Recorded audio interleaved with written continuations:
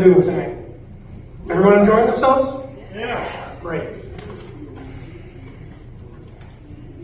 As Chris said, I'm not a pro by all means. I'm just starting out. I think tonight is my 8th night here on stage. So if my jokes aren't funny, just look at me, you'll laugh anyway. With all the pandemic and all that going on, ordered a whole bunch of stuff online. I'm sure we all have, right? And the one day I guess I ordered a little too much because Amazon put everything in one box, sent it to my house. And when I got it, it was damaged. It was banged to hell, stepped on. I'm sure a forklift ran over it. So I immediately emailed Amazon. I said, I got my stuff. It's all damaged. So they asked me to send a picture of my package to them. I go to court next month. The instructions weren't clear. I've got, for those of you that don't know, I have 7 kids because I don't know when to pull out. My one kid, he's training for a new job, and his work was recently talking about sexual harassment in the workplace and all that. Matthew came up to me and he goes, "Dad, what's the difference between just a compliment and sexual harassment?" Because the way they're explaining it, it's kind of pretty much the same. I said, "Well, there's an easy way to tell. If she thinks you're attractive, it's a compliment.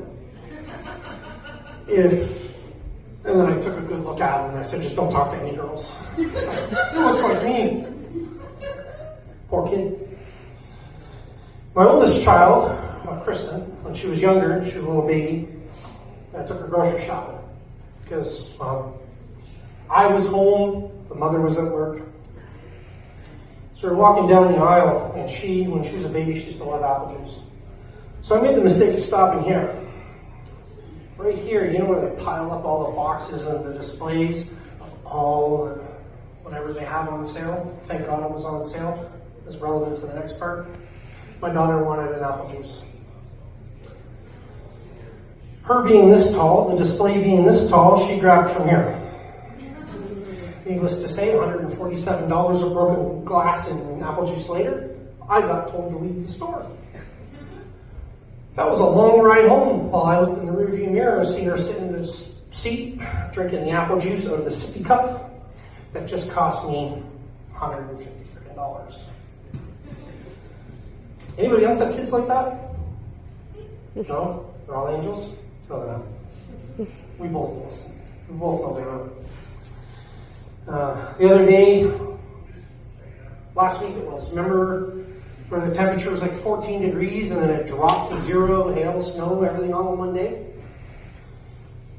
That morning when I woke up, I wanted to be as useful as the G in lasagna. I didn't want to do nothing that day, and that day gave me a great excuse not to do anything.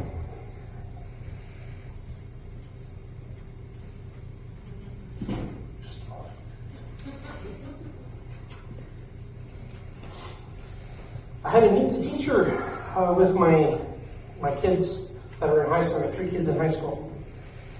And I found out I could not be a teacher. Just by listening to all these, what do you call them? They're not snowflakes, whine-ass kids. I got to listen to one kid explain to his mother how it's the teacher's fault that he only has 26% in class. Teacher tries to explain, you've missed 17 days, you haven't handed in a single assignment. The mother looks at the teacher. What are you going to do to fix this? I've never wanted to be in a position where you could backhand someone so much, because I have a feeling that's what a lot of these children's parents need. And later on that day, I found out I couldn't be a hairdresser.